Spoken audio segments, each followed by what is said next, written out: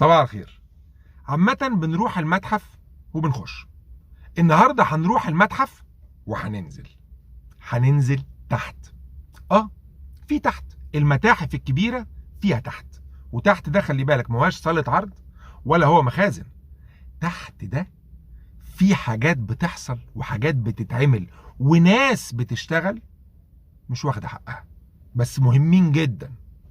متحف الحضارة المصرية عشان متحف كبير في تحت، وكبير اسما، وكبير بالحاجات اللي جوه، وكبير بالفكر اللي وراه. هنتكلم كتير قوي عن متحف الحضارة في فيديوهات تانية، بس النهاردة احنا رايحين متحف الحضارة ننزل تحت ونحكي. احنا هنا يعني نعتبر يعني في بطن المتحف. هنا بقى دي مفروض بيسموها الفيرست ايد. بصوا بقى، بتيجي الحاجات زي كده وبتخش هنا وتبتدي تترمم، يعني بتاخد ترميم قبل العرض.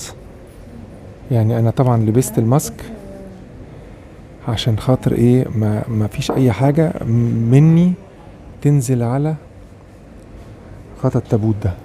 ايه بقى هنا بترممي انهي جزء بالظبط؟ انا شغاله في الجزء اللي فوق اللي عند الوش يعني لغايه الايد هنا كده بس. بتعملي ايه؟ هل بتزودي لون؟ هل بتشيلي التراب؟ لا، كل الحكايه انا دلوقتي في عندي اتربه وفي اماكن ضعف، وفي طبقات شمع موجوده على اللون اللي هو الازرق. فكل اللي بعمل عمليه تنظيف مبدئي ميكانيكال الاول، وبعد كده بعمل عمليه كيميكال لو هو محتاج. ده تحتمس الاول؟ تحتمس الاول. وده اسمه طبعا. ده اسمه. هو طبعا كل ده كان عليه تدهيب، بس طبعا ده كان عليه ايه يا السرقه فندم؟ كان عليه تدهيب، كل ده مدهب. تدهيب. اوكي. بس طبعا نتيجه للسرقه كل ده اتشال.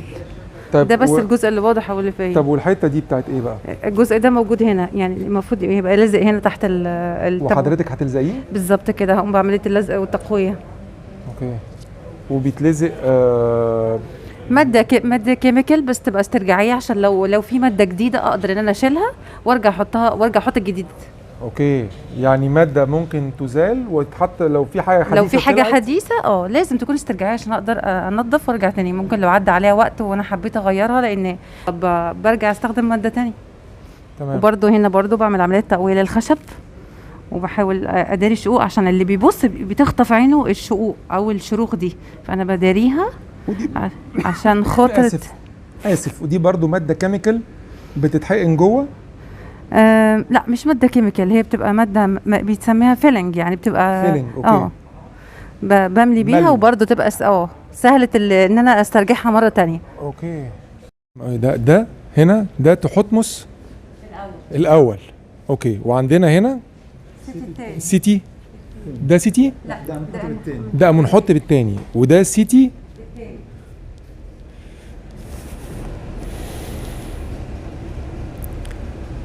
يعني انا مش عارف اوصف شعوري. فخر. بصوا بقى، دي كسوة الكعبة. بصوا، يعني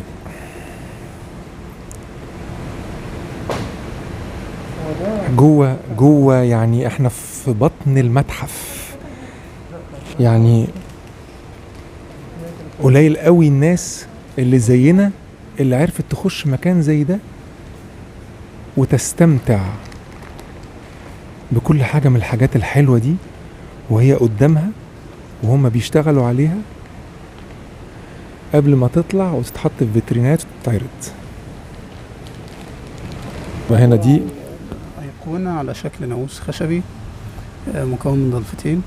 حضرتك بتعمل ايه بقى هنا؟ هو ايه الشغل بتاعك؟ بتنظفها؟ طبقات من الاتساخ بسيطة جدا، الأتربة بنشتغل عليها ميكانيكال الأول بالأدوات اليدوية البسيطة. بنفضل ان احنا ما نستخدمش اي كيميكالز غير في الحالات يعني الحرجة اللي هي بتستدعي ده. الحتة المكسورة دي فين مكانها؟ ده جزء من الضرفة دي. دي اوكي تمام، اللي هو المكان ده. طب دي انت هتثبتها ازاي؟ دي مبدئيا كان في ترميم قديم هنا ما نعرفش ظروف يعني المسامير دي ده من الترميم القديم. ما نعرفش بقى ظروفه ايه وقتها. دي كانت بالنسبه له ممكن تكون افضل حاجه هو عملها. كان المفروض يثبتها من خلال الكوايل دي كده. تمام. هو لما عمل الاخرام اماكن الكوايل دي للاسف طلعت غير متوافقه معاه، لان مش مطابقه. مش مطابقه. فالثقبين دول مش متقابلين مع دول بالظبط. مكتوب لما لقيته بتلاقوا القطعه بيبقى مكتوب مين اللي رمم؟ لا انت يعني هو المفروض عشان نرجع نحاكمه بس. لا، ما انا ما قلت لحضرتك في اول الدنيا ان ممكن يكون ده بالنسبه له كان حل سريع. ممكن تكون ظروفه كان في اضطهاد مثلا او في حاجه هو مستعجل. اوكي تمام. فلما حاول يتحايل على الخطأ اللي هنا راح عامل ثقبين فوق وثقبين تحت وجمعهم بسلك. طبعا شلناه عشان بيعمل صدى وبيعمل مشاكل. حلا بقى للمشكله دي الثقوب دي هتتعالج. تمام. والثقبين دول برضه هيتعالجوا وهترجع بقى ثقبين موازيين لدول بالظبط. هيتعمل ثقبين تانيين علشان الضلفه تبقى مظبوطه مع النقش مع الابعاد بتاعتها وتبقى تمام. الخط اللي هو اللي نازل ده في العذراء بالطول ده من ضمن الحاجات برضه هو حصل كراك بالطول بسبب عوامل ترددات في الرطوبه والحراره. هو برضه تحايل على ده ان هو عمل ماده من الارضيه. ده هيفضل زي ما هو ولا هتتشال الماده دي وتحط ماده ثانيه؟ والله هو احنا هنحاول ان احنا نعالجه ونعمل ريتاتش. تمام. بحيث نحاول الشكل برضه يبقى مقبول، لان ده مسموح في الايقونات. الريتاتش مسموح. مش مسموح لنا ان احنا نعمل ريتاتش في الاثار مثلا المصريه القديمه او كده. ولكن مثلا لوحات الزيت الايقونات مسموح لنا ان احنا نعمل ريتاتش برضه في حدود المسموح، ما نحصل لها تلف اكتر من كده يعني. ميرسي، متشكر. كتر خيرك. حضرتك بتعملي ايه بقى؟ انا بعمل ريتاتشنج بعد ما استكملت الطبق. بديله الوان بس عشان يبقى فيه ماتشنج بين الاستكمال وبين يعني الحتت اللي هي البيضه اللي انا شايفها دي هتدهن بنفس اللون الاصلي بتاعها ولا هتفضل بيضه؟ لا، بنحاول نقرب من الدرجه الاصليه عشان بس يبقى فيه ماتشنج، ما يبقاش اللون مختلف. اللون ده هيبقى ذهبي؟ لا، مش هيبقى ذهبي. احنا مش بنحاول يعني احنا بس يا دوبك بنعمل استكمال للتدعيم، سبورتنج، مش اكتر ولا اقل. ما بترجعيش الطبق على الشكل الاساسي بتاعه؟ لا، عشان نفرق بين الاستكمال وبين الاصل. ودي بتبقى ايه؟ دي الوان اكليريك، وبعمل خلطات كده عشان بحيث ان انا اقرب من الدرجه اللونيه، سواء في ظهر الطبق او في الوسط هنا في وسط الطبق. شكرا. صباح الخير. علي صوتك. صباح الخير. اهلا وسهلا. صباح الخير. معلش، ممكن تقول لي انت بتعمل ايه بالظبط؟ انا شغال تنظيف قطع الخزف وشبتي، عليها طبقه استسخات طبعا وكده، فشغال. دي بتشيلها ايه؟ ماده ايه دي كيميكال ولا بتبقى مجرد؟ الاول ميكانيكي وبعد كده نشتغل كيميائي ان شاء الله. ده ميكانيكي لسه؟ ده كيميائي. ده كيميائي ان شاء الله. وميكانيكي بقى عامل ازاي؟ ميكانيكي عن طريق استخدام الفرش والمشارط وكده. تمام. يعني لو في طبقه تكلسات بنحاول نخففها شويه، بعد كده نشتغل كيميائي. طب سؤال بقى، قطعه زي دي هتاخد منك وقت قد ايه عشان تشتغل عليها كيميائي؟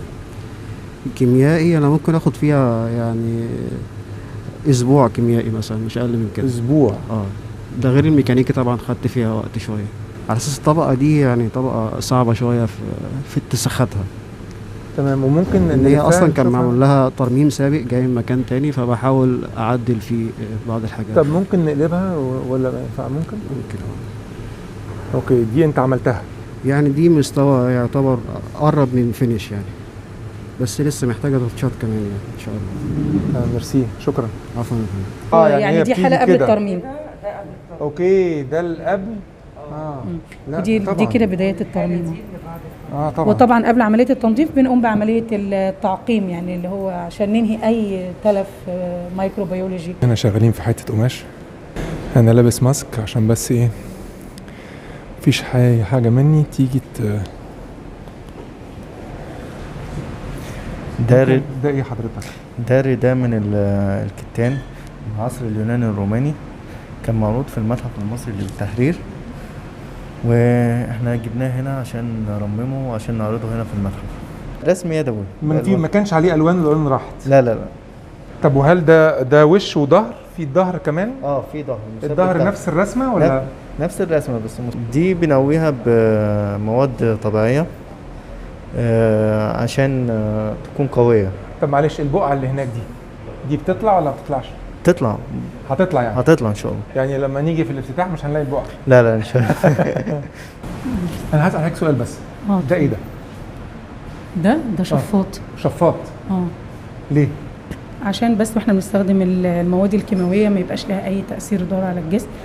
يعني دي 3 برديات من كتاب الموت. من كتاب الموت. اشيل الازاز لو حضرتك يعني يا سلام، ده لو شلت الازاز ده. انا لسه هسألك، انت مسكتي البرديه دي بايدك ايه الاحساس؟ طبعا ده احساس عظيم، بس يعني احساس أنا برضه مليان خوف. انا واقف قدامها حضرتك واقف قدامها وبعد ما اتشالت متخيل انك بتشيلها وهي ملزوقه على كرتون ضار، يعني ملتصقه تماما بحاجه زي كده او اقوى من كده، جواها متداخله مع ماده تانية، فاحنا ان احنا يعني ننزعها. انقذت البرديه. طبعا. حضرتك بترممي البرديه نفسها، لكن الكتابه اللي مكتوبه، هل لو في حاجه مش باينه قوي بنتقل على منها؟ لا ما ينفعش نعمل اي اضافات. احنا بنشتغل على ان انا احمل ورقه البردي نفسها. تمام. او شيت البردي نفسه. تمام. كنا تحت ودلوقتي طلعنا فوق. طلعنا فوق بعد لما شفنا مرامين الآثار قد إيه شغلهم فيه دقة، وقد إيه شغلهم مهم جدا. دول بيحيوا وبينقذوا القطع من التراث بتاعنا ومن الآثار بتاعتنا. يعني أنت متخيل قاعد لابس الماسك ولابسه الجوانتي والشفاط بتاع الكيميكالز، قاعدين بال8 ساعات وبال10 ساعات قاعدين بيعملوا شغل بدقة متناهية. بصراحة أنا بالنيابة عن كل الناس أنا بشكرهم، بقول لهم شكرا. انتوا مش واخدين حقكم، بس احنا اهو بنحاول. انتوا تستاهلوا ناس تسمع منكم، والناس تشوفكم، والناس تتكلم عنكم، عشان شغلكم ده أهم شغل. متحف الحضارة المصرية هنتكلم عنه كتير قوي، عشان المتحف ده فيه كتير قوي. صباح الفل.